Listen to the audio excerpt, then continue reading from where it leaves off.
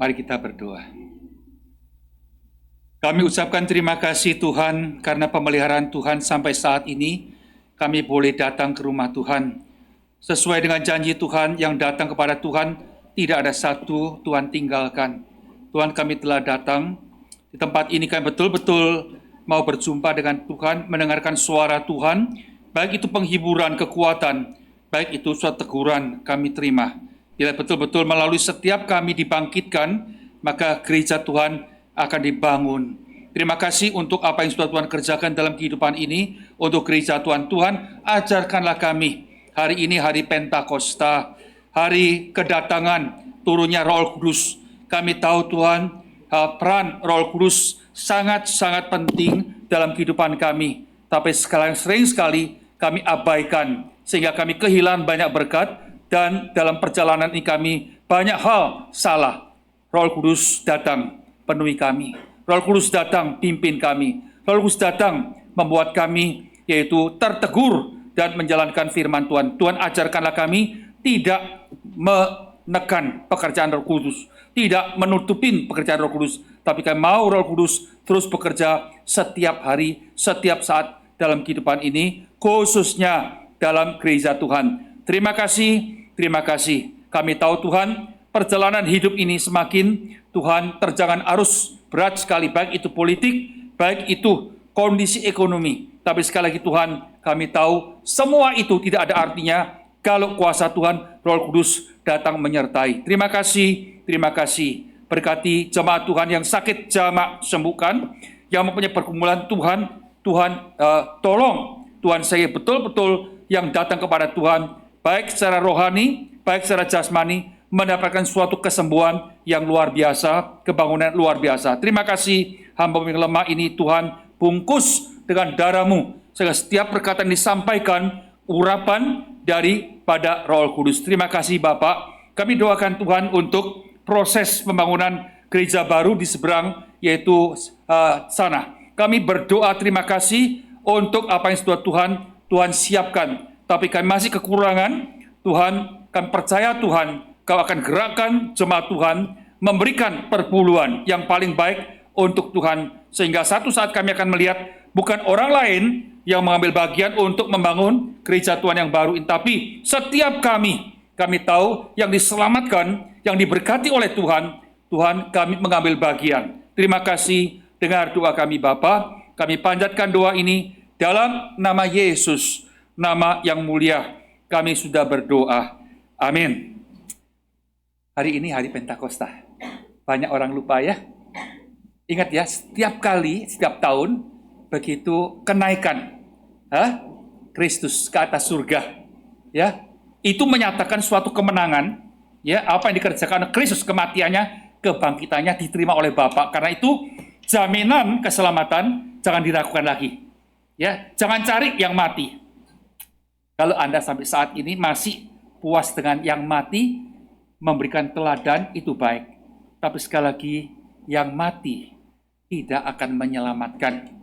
Karena yang mati adalah sama dengan kita, lahir dalam dosa, hidup dalam dosa, dan mati dalam dosa. Puji Tuhan, yang kita cari yang hidup. Melalui kematiannya, 3 hari bangkit, meninggalkan kuburan kosong. Kalau Anda sudah dapatkan, pegang itu erat-erat. Ya, kalau belum dapatkan, dievaluasi. Jangan puas dengan sekedar satu agama. Agama, termasuk agama Kristen, tidak menyelamatkan Anda. Ya, tidak menyelamatkan Anda. Yang saya beritakan menjadi hamba Tuhan adalah Kristus yang bangkit. Yang Anda percaya adalah Kristus yang bangkit, bahkan naik ke surga. Ya, nah, waktu Kristus naik ke surga, murid ditinggalkan. Gelisah mereka. Gelisah. Tapi Tuhan Yesus Kristus melalui Yohanes pasal 14. Kita lihat ya bagian ini. Kita lihat. Ayat 12. Tolong ditayangkan. Yohanes, ya. Ayat pasal 14 ayat 12 saya bacakan, ya. Sesungguhnya aku berkata kepadamu, kata Yesus, ya. Sesungguhnya siapa yang percaya kepada aku, ia akan melakukan juga pekerjaan-pekerjaan yang aku lakukan, ya, bahkan pekerjaan-pekerjaan yang lebih besar daripada itu, sebab aku pergi kepada Bapa. Luar biasa bukan? Jangan khawatir, aku pergi tidak meninggalkan.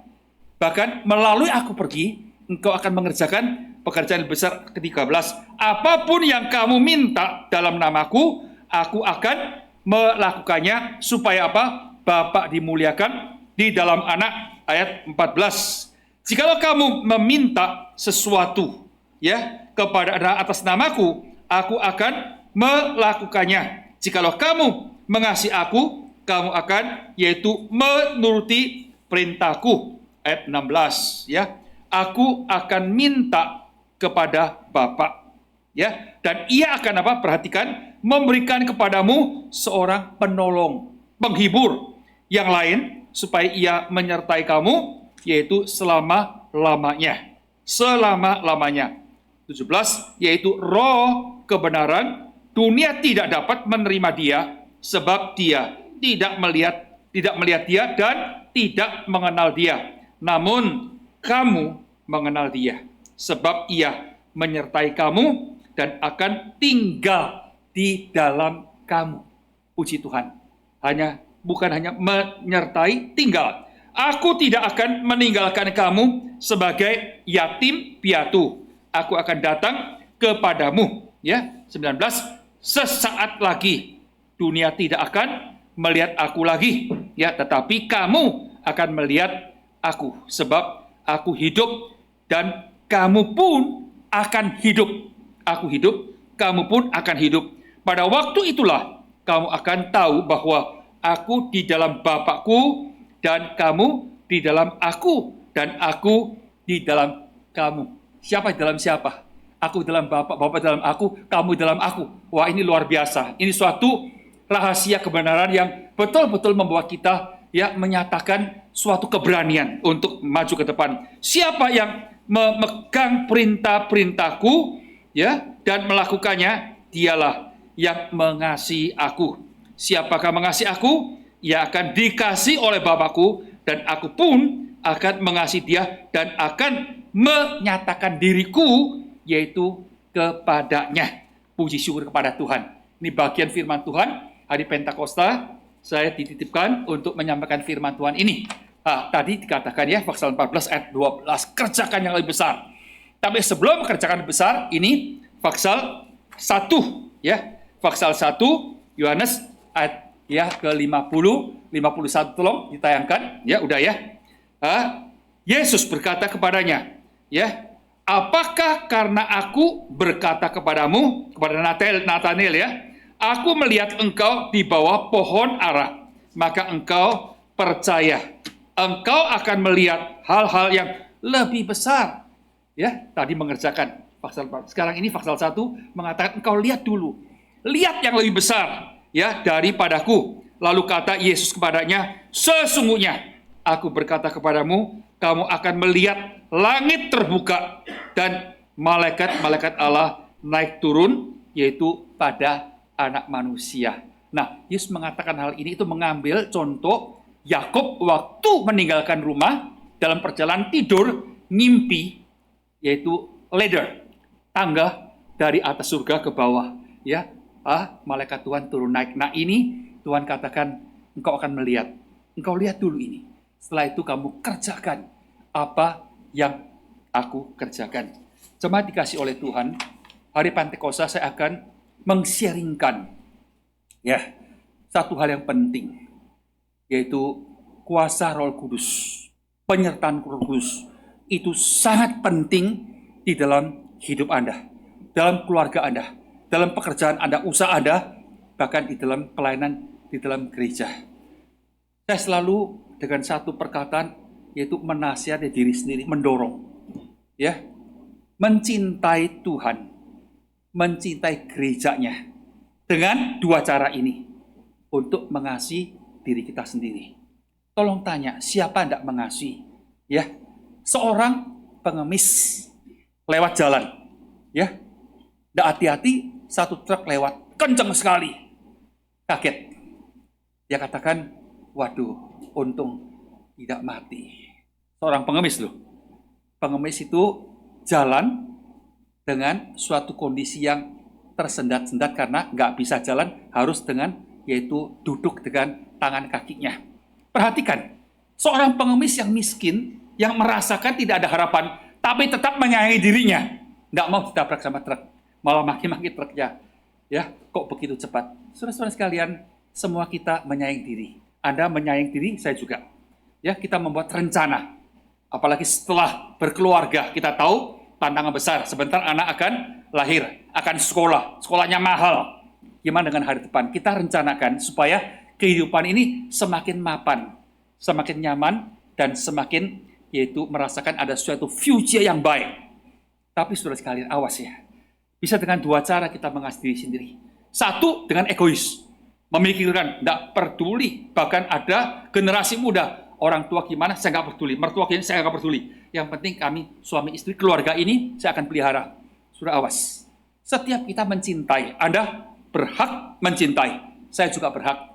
Tapi caranya itu, saya anjurkan kepada Anda. Ya, kata Yesus apa? Mengasihi Tuhan Allahmu dengan segenap hatimu.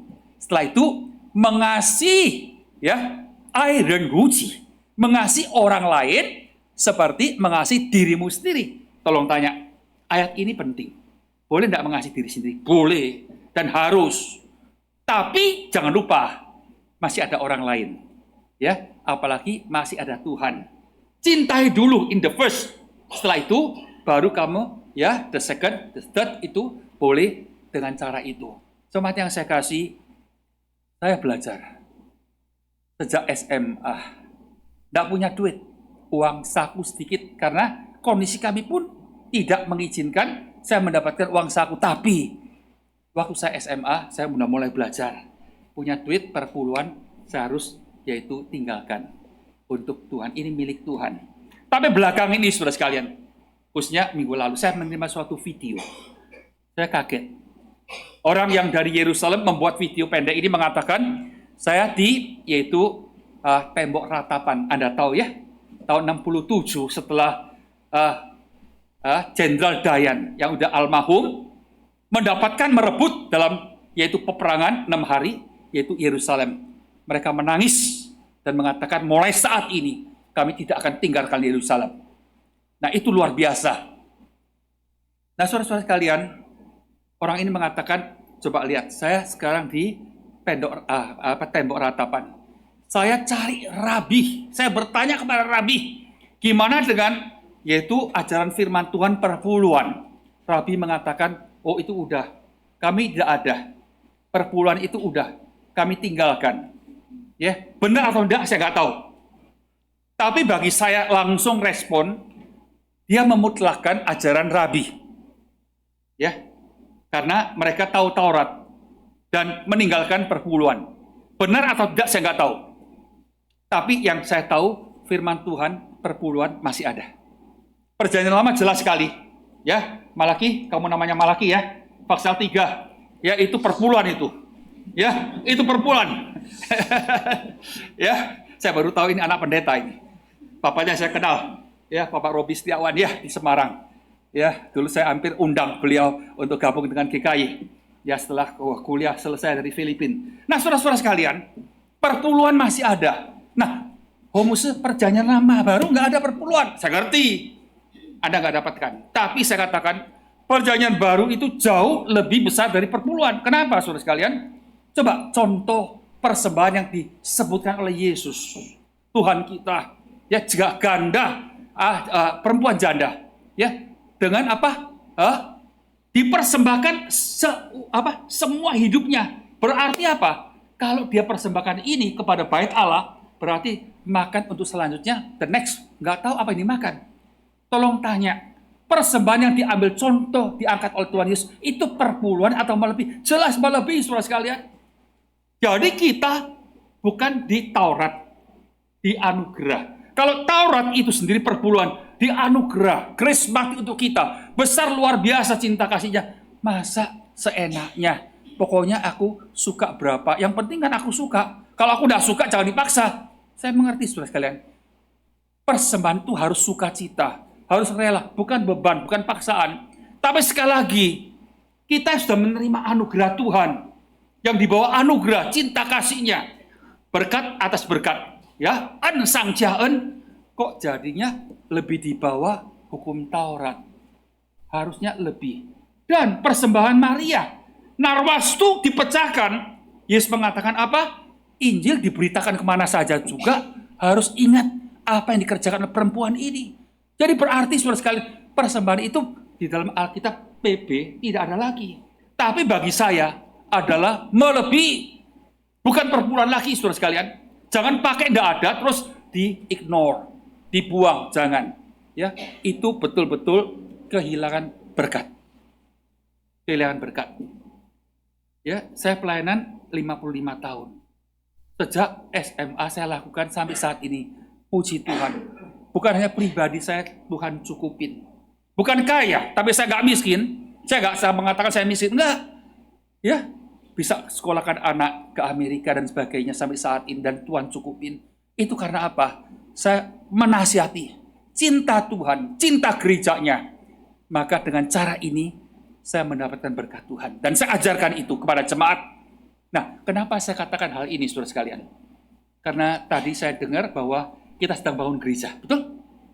Nanti selesai, dan saya percaya nanti ya awal tahun depan kita nggak di sini lagi. Ini tempat masih sewa.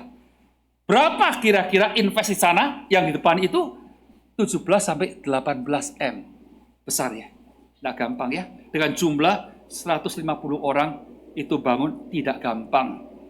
Kekurangan berapa sekarang? Masih kurang, yaitu 2 sampai 3 M. Oh, ini udah nggak besar lagi. Berarti puji Tuhan tahun depan dengan sukacita akan kita pergi ke sana.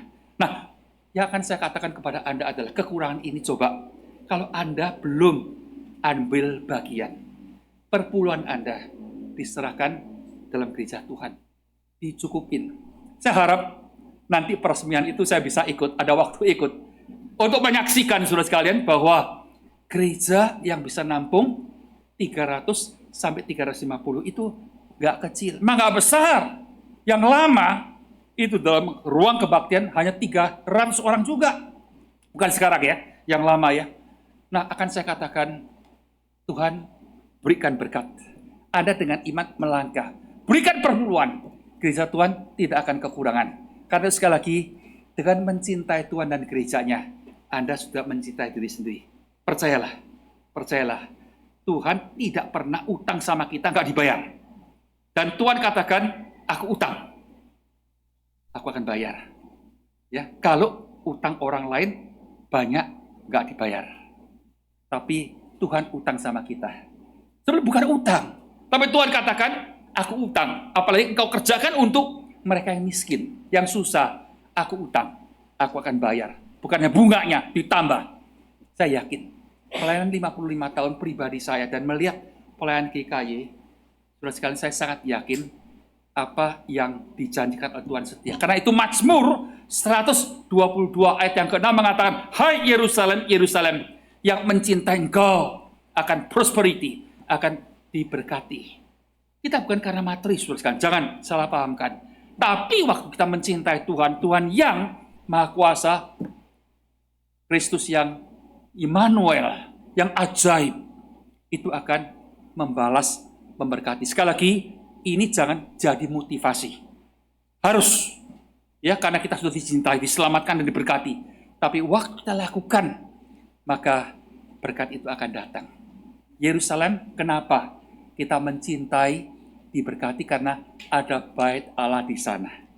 Urusan politik, saudara sekalian, kita jauhkan. Tapi sekali lagi, kita perlu doakan Yerusalem. Kita minta Tuhan berkati Yerusalem. Maka itu janji Tuhan, firman Tuhan akan menjadi berkat. Karena itu sekali lagi, ini yang pertama. Saudara sekalian, kita yang mencintai Tuhan, gimana sih untuk melakukan suatu panggilan? Nah, saya diberikan tadi Paksal 14 ayat 12. Yesus mengatakan apa? Engkau akan mengerjakan, saudara-saudara, yang lebih besar. Itu bukan kuantitas, bukan jumlah, tapi itu adalah dia punya kualitasnya. Keselamatan di atas kayu salib itu Tidak bisa ada orang yang bisa menggantikan. Tapi batas itu hanya di Palestina, di Yerusalem. Nah, gimana berita Injil ini keselamatan diberitakan? Nah, itu yang Tuhan tekankan. Berarti janji ini, saudara sekalian, untuk gereja, untuk Anda dan saya sebagai anak-anak Tuhan. Ya, gimana melakukannya? Engkau harus melihat dulu. Dalam pasal 1 Yohanes tadi, ayat 50. Engkau akan melihat yang lebih besar. Apa itu lebih besar? Yaitu ladder, tangga itu dari atas surga turun. Itu keselamatan. Itu keselamatan, saudara sekalian, yang Tuhan janjikan. Nah, keselamatan itu terjadi dalam, yaitu pelayanan Tuhan Yesus di atas kayu salib di Yerusalem. Nah, sekarang itu Tuhan titipkan. Nanti aku bangkit, engkau harus bangkit. Engkau harus hidup, melakukan hal itu. Tapi saya tahu engkau gelisah, karena aku akan pergi kepada Bapa. Aku akan naik. Aku tinggalkan. Secara fisik, engkau tidak melihat aku. Secara fisik, aku tidak bisa melakukan mujizat yang engkau lihat selama 3,5 tahun yang lalu. Tidak bisa. Tapi jangan khawatir. Aku akan datang menyertai engkau dengan Roh Kudus. Karena itu, jemaat yang saya kasih, kita dipanggil untuk melihat dulu. Setelah itu, punya visi misi, kita kerjakan. Ya, dari Yerusalem, Yehuda, sampai Samaria, bahkan seluruh ujung bumi. Nah, ini tanggung jawab gereja. Gereja kalau tidak mempunyai visi misi, itu bukan gereja lagi. Yesus Kristus adalah misioneri pertama dari surga diutus sampai ke bumi. Nah, sekarang gereja, selain ada gedung gereja ini, harus punya visi, harus punya misi.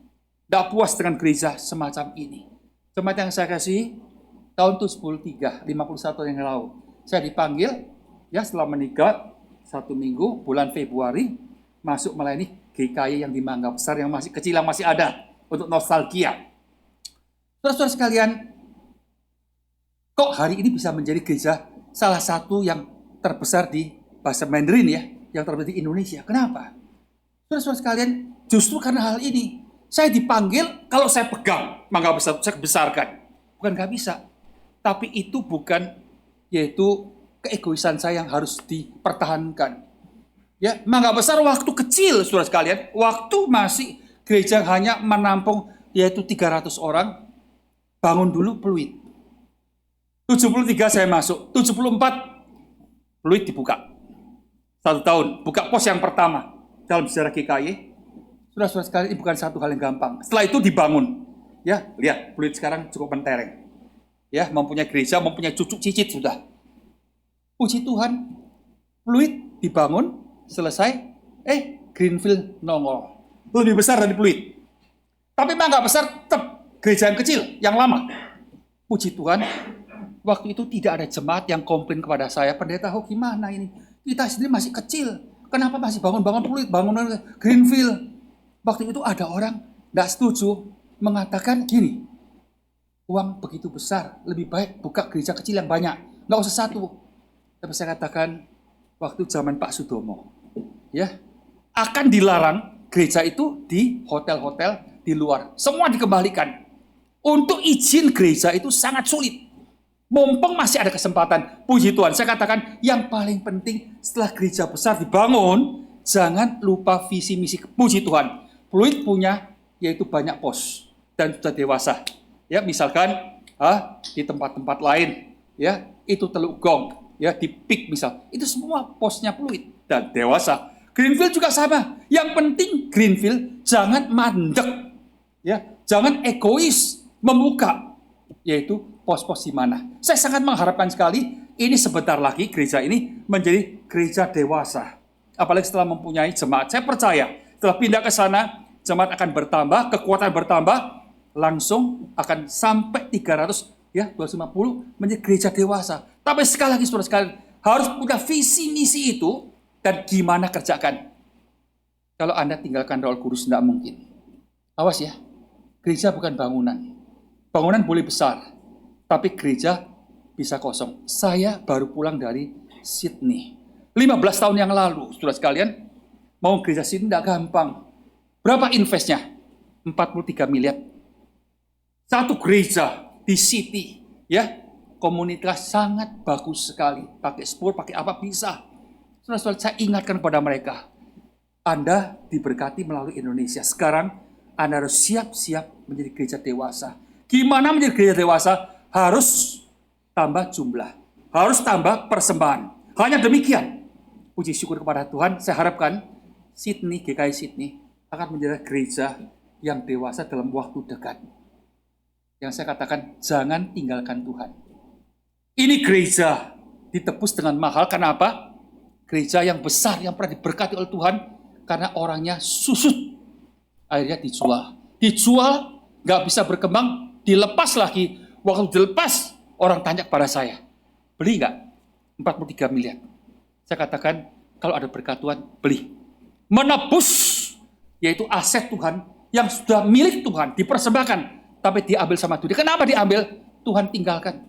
Kenapa tinggalkan? Karena sekuler, humanisme. Ya, gereja sudah tinggalkan Tuhan. Terus sekalian 911 bukan Tuhan tidak menjaga Amerika. Tapi itu adalah Amerika sudah tinggalkan Tuhan. Jelas sekali. Karena sekali lagi ya, jangan tinggalkan Tuhan. Belakangan ini ada satu ajaran ya yang cukup menggoncangkan. Namanya yaitu progressive Christianity. Kristen yang progresif. Apa intinya? Intinya adalah Yesus bukan satu-satunya juru selamat. Di luar Yesus masih tokoh besar. Tapi saya kata awas ya. Gereja, GKI, jangan. Jemaat jangan sampai dipengaruhi oleh ajaran semacam ini. Saudara sekalian, Paulus mengatakan kalau Kristus tidak bangkit, lebih baik saya tidak menjadi hamba Tuhan. Lebih baik saya tidak, yaitu percaya Kristus. Kenapa saya bertobat? Karena Kristus bangkit, hidup, lain daripada yang lain. Saya tinggalkan Yahudi. Saya tinggalkan ajaran yang lain. Saya menjadi hamba Tuhan. Demikian juga. Semoga Tuhan jaga GKY dalam terjangan arus. Jangan sampai tinggalkan Tuhan. Nah, kita kembali. Sekarang, ya kita harus menjaga ini. Dan dalam menjaga ini, sekali lagi Tuhan, tolong Roh Kudus berkuasa. Nah, jelas sekali. Visi, misi, udah jelas. Setelah melihat, kerjakan. Jangan teori. Saya selalu mengatakan jangan khotbah dengan molok-molok, dengan doa, dengan pujian yang molok-molok. Tapi waktu melangkah kita nggak berani. Waktu melangkah memberi harga kita nggak berani. Saudara sekalian, 1000 langkah dimulai dari langkah pertama. Janji Tuhan itu gampang dan sudah jelas. Seperti main sekak, saudara sekalian. Coba kalau saya udah main satu, Tuhan udah maju, kita harus main. Kita harus maju. Baru ketiga Tuhan, keempat kita, kelima Tuhan. Nah, dengan demikian permainan itu selesai. Tapi kalau kita tidak maju, tidak melangkah, Tuhan berhenti di sana. Tuhan tidak menyatakan kuasanya. Tapi kalau kita maju dengan keberanian, maka kuasa Tuhan akan dinyatakan. Hari ini Pentakosta. Kita tahu titipan Tuhan, visi misi Tuhan jelas sekali, saudara sekalian. Tinggal kita berani atau tidak. GKI termasuk gereja diberkati. Banyak hamba Tuhan yang tanya kepada saya, kok sepertinya Tuhan itu lebih cinta GKI. Saya kata, Tuhan mati untuk gereja, menebus gerejanya. Jitu ai hui, mati untuk gereja. Nah, tinggal kita sekarang gimana meresponi cinta kasih itu. Nah, saya selalu berdoa kepada Tuhan, what the next? Setelah ini, apa? Setelah ini, apa? Nah, itu memang isi hati Tuhan untuk mencintai gereja seperti Anda, sebagai seorang pedagang. Nah, saya sudah kerjakan ini, apa? Ini zaman terus, ya. Kalau kita nggak maju, nggak renovasi, nggak diperbaiki, kita akan ditinggalkan oleh zaman ini. Jemaat yang saya kasih, hal semacam ini harus dimiliki Anda dan saya. Jangan untuk keluarga sendiri. Jangan untuk usaha sendiri. Ayo pikirkan. Setelah kita nanti pindah, apa yang Tuhan mau lakukan? Kalau Anda melihat hal ini dan mau melangkah, yang penting Roh Kudus. Roh Kudus mempunyai peran. Karena Yesus mengatakan, aku pergi, kau tidak melihat. Tapi aku utus Roh Kudus ini menjadi roh penghibur. Apa artinya? Kau tidak aku tinggalkan sebagai yatim piatu, enggak. Kau akan mengalami tantangan besar dalam dunia ini. Tapi ingat, aku pergi, Roh Kudus datang. Menghibur, menguatkan. Saya percaya saudara sekalian, termasuk saya. Terjangan arus hidup itu besar sekali. Ya, membuat saya kecewa, menangis bahkan. Tapi saudara sekalian, kalau ada Roh Kudus itu lain. Kita dikuatkan, dihiburkan. Nah, selain itu, Tuhan mengatakan, jelas sekali, Roh Kudus akan menyertai engkau. Aku hidup, engkau harus hidup. Kenapa? Roh Kudus datang. Dan dia akan membantu engkau mengerjakan. Karena itu Sakaria jelas sekali mengatakan, bukan dengan kuat kuasa, bukan dengan kekayaan, itu perlu. Tapi dengan rohku baru bisa terjadi. Nah, pegang erat ini. Ya, banyak orang membantu, banyak jalur Tuhan pakai. Tapi sekali lagi, jangan besarkan semua itu, kembalikan kepada Tuhan. Nah, hari ini GKY terus bisa maju karena ini. Nah, Yobel nanti Anda akan lihat, maju dengan roh Tuhan ini. Saudara-saudara sekalian, Roh Kudus luar biasa. Kejadian pasal 1, ya, bumi ini kan chaos, gelap, gulita. Kok bisa jadi Taman Eden? Ini pertanyaan. Anda kalau lihat, perhatikan firman Tuhan, roh Tuhan bekerja. Waktu roh Tuhan melayang, firman Tuhan bekerja, ini mempunyai suatu kuasa yang luar biasa. Puji syukur kepada Tuhan, hal ini membuat kita berbesar hati. Kita nggak sendirian. Politik bisa berubah, dunia bisa berubah, ekonomi bisa berubah.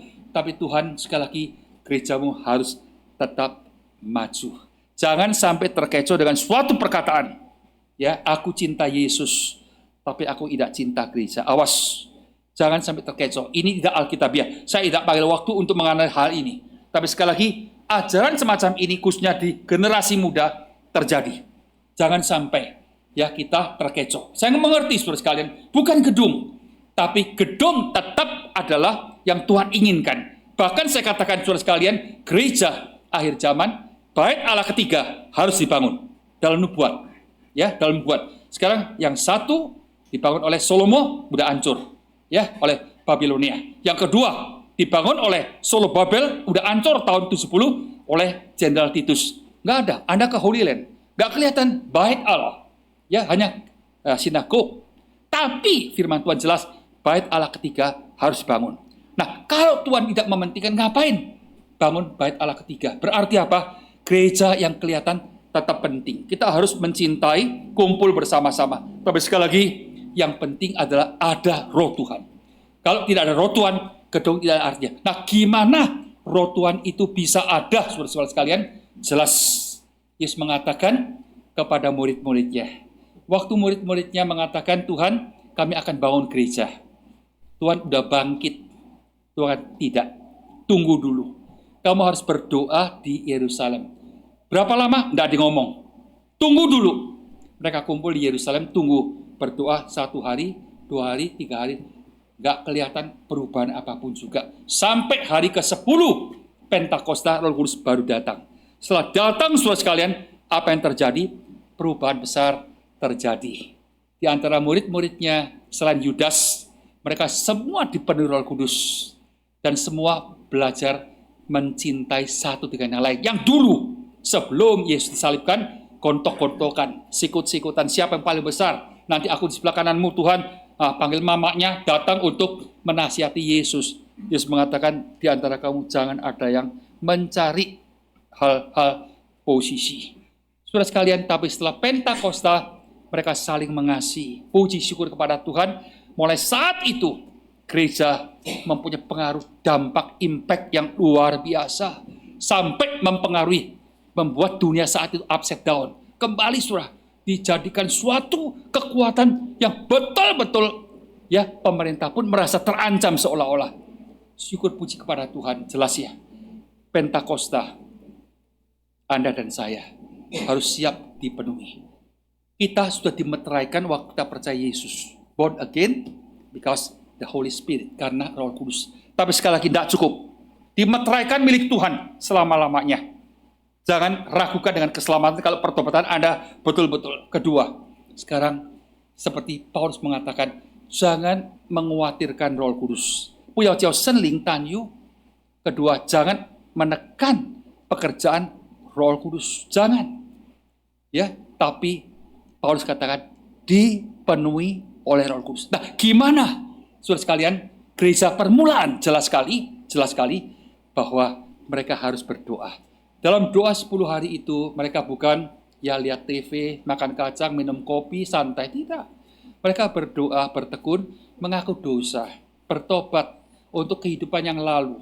Ya, saling gontok-gontokan. Nah, pertobatan terjadi sampai hari ke-10, Roh Kudus turun. Nah, waktu Roh Kudus turun, saudara, kuasa dinyatakan. 1 kali khotbah 3.000 orang, 1 kali khotbah 5.000 orang, sampai banyak imam saat itu Alkitab mengatakan yang percaya kepada Tuhan. Saudara-saudara sekalian, dalam kondisi semacam ini kita lihat doa penting. Saya sangat mengharapkan ya gereja ini menjadi gereja berdoa. Ya kapan ya GKI diberkati tahun 80. Ya, pertama kali saya kunjungi di Korea bersama dengan 2 hamba Tuhan yang lain. Melihat Yoido Plaza, ya, gereja Korea yang begitu berkobar-kobar dipakai oleh Tuhan. Pertama kali turun ya dengan pesawat turun ke Seoul, melihat yaitu kayu salib yang biru yang merah ya memenuhi kota. Ya, 1/4 daripada penduduk Korea itu Kristen. Hari Minggu bawa Alkitab. Enggak dibungkus-bungkus sama kertas koran, saudara kalian enggak. Ya, mereka datang, wah, sangat terharu. Ya, sangat terharu sekali. Karena itu saya katakan, Tuhan, roh yang sudah menyertai di Korea, saya akan bawa ke GKI. Saya sharingkan, ya pertama kali saya ke Korea, pertama kali ke China, ke desa, saya melihat gereja tidak ada. Ya udah habis karena yaitu revolusi kebudayaan. Tapi semangat daripada jemaat di rumah itu luar biasa. Dianiaya tetap berdoa. Saya katakan ini yang kuncinya. Saya sharingkan kembali ke Mangga Besar. Puji Tuhan, puji Tuhan. Spirit itu kebangkit kembali. Dan rekan-rekan majelis, rekan-rekan non-rohaniwan mulai terbangkit. Ada kebaktian doa pagi. Kebaktian doa di Mangga Besar hari Rebo. Seperti kebaktian saudara sekalian. 300 orang, 400 orang sampai gedung gereja nggak cukup. Pinggir tempat parkir dipakai juga. Satu kali jam 5 nggak cukup. Bikin yang jam 7. Nah, mulai saat itu. Kesempatan demi kesempatan Tuhan berikan kepada Mangga Besar. Ya, makanya ada orang mengatakan Tuhan sepertinya lebih cinta GKI. Saya tidak. Grace mati untuk gereja, untuk semua. Tergantung gereja gimana meresponi. Nah, waktu kita meresponi positif dengan membayar harga di tempat itu, kuasa Tuhan dinyatakan sampai saat ini. Semoga Tuhan tolong supaya betul-betul gereja menjadi gereja berdoa. Ya, firman Tuhan Yesaya mengatakan gerejaku, baitku menjadi bait yang berdoa. Selain kumpul, tapi kita kumpul untuk berdoa. Dan waktu berdoa, waktu bertobat saudara sekalian di hadapan Tuhan, kuasa itu dinyatakan. Puji syukur kepada Tuhan. Jemaat yang saya kasih, saya sharingkan sampai tempat ini, saya katakan selain itu, Anda akan melihat kuasa Tuhan dinyatakan. Saya harapkan sangat setelah kita pindah, jumlah akan bertambah.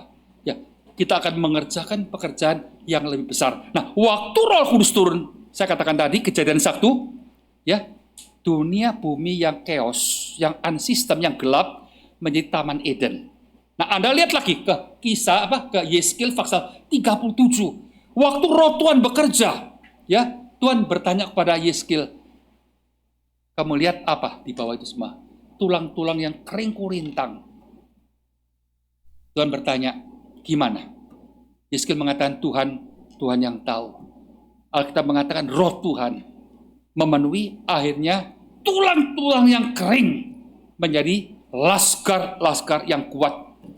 Sudah lihat ya, Roh Tuhan bekerja. Ya, kita banyak orang Kristen yang dalam kondisi yang adem ayem. Ya, kita tenang, kita merasa udah diberkati cukup. Tidak, saudara sekalian. Anda dan saya dipanggil untuk mengubah dunia.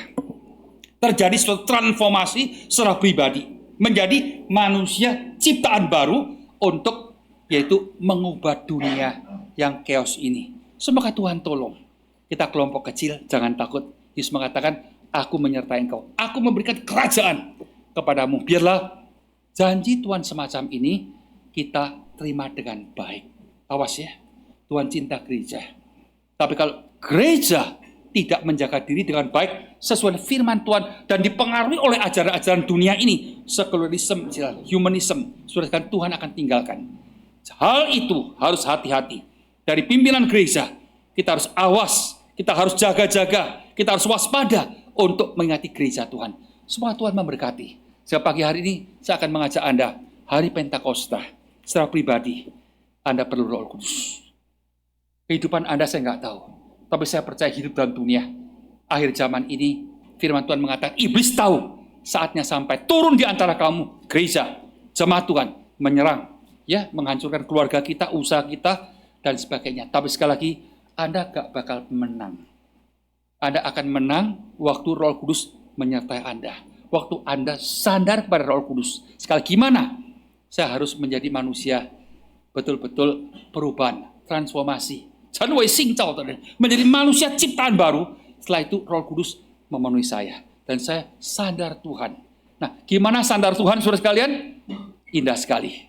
Ya, hati kita melekat kepada Tuhan dan cari Tuhan setiap pagi. Demikian juga datang ke gereja, cinta gereja Tuhan. Di tempat ini Tuhan berkarya. Semoga Tuhan tolong memberkati gereja ini. Siap untuk masuki gereja yang baru. Dengan semua kekurangan, berikan yang paling baik. Baik itu waktu, talenta, baik itu keuangan. Sehingga gereja Tuhan tidak kekurangan. Saya melayani GKY dari kecil sampai saat ini. Saudara-saudara sekalian, saya pegang suatu prinsip, saya harus cinta gereja. Saya harus bangun gereja. 45 gereja. Saya boleh katakan separuh ke atas. Saya langsung ambil bagian. Saya bukan hanya menganjurkan. Kalau saya menganjurkan jemaat untuk keluar duit, untuk persembahan, saya pun bertanggung jawab. Saya harus melakukan hal itu. Ya, saya harus berikan itu, contoh itu kepada jemaat sehingga betul-betul kuasa Tuhan dinyatakan. Tuhan memberkati gereja ini. Hari Pentakosta kita semua dibangkitkan. Ayo cinta gereja Tuhan, cinta misinya, mengerjakan sesuatu sehingga ya, gereja diberkati, Anda pun diberkati. Amin. Mari kita berdoa. Tuhan, terima kasih. Suara manusia sudah berhenti. Tapi biarlah Pentakosta tahun ini menjadi suatu kekuatan. Kami disadarkan kembali Tuhan, apa yang sudah Tuhan kerjakan untuk gereja. Kami tahu iblis akhir zaman ini mengerjakan dua hal. Satu, membuat gereja bicara Roh Kudus, tapi kacau balau, perpecahan terjadi. Yang kedua, gereja takut tidak bicara Roh Kudus. Tolong Tuhan, kami bicara Roh Kudus karena kami tahu tanpa Roh Kudus, hidup ini, keluarga ini, gereja ini tidak mungkin akan dibangkitkan. Tapi kami yakin percaya, waktu Roh Kudus datang akan membersihkan, akan memberkati semua rintangan yang ada. Hanya Roh Kudus, kuasa ini yang bisa mengatasi kuasa sang jahat. Patahkan semua kuasa jahat, Tuhan, dalam keluarga, dalam pekerjaan, dalam usaha. Karena Tuhan berjanji, yang dipatahkan dalam dunia, yaitu di surga pun akan patahkan. Lepaskan Tuhan, kau akan berjanji di surga Allah para lepaskan. Tuhan tolong, lepaskan semua belenggu yang ada, supaya betul-betul jemaatmu dilepaskan dari kuasa-kuasa, ajaran-ajaran, yaitu mindset-mindset yang tidak benar. Cinta Tuhan, cinta gerejanya. Dengan cara ini mencintai diri sendiri. Kami doakan sekali lagi untuk pembangunan gereja yang sedang proses, yang masih kekurangan. Tuhan cukupi, Tuhan berkati.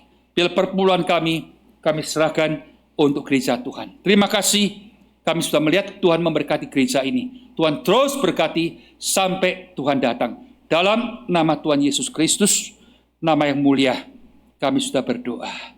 Amin. Sekali minta 5 menit.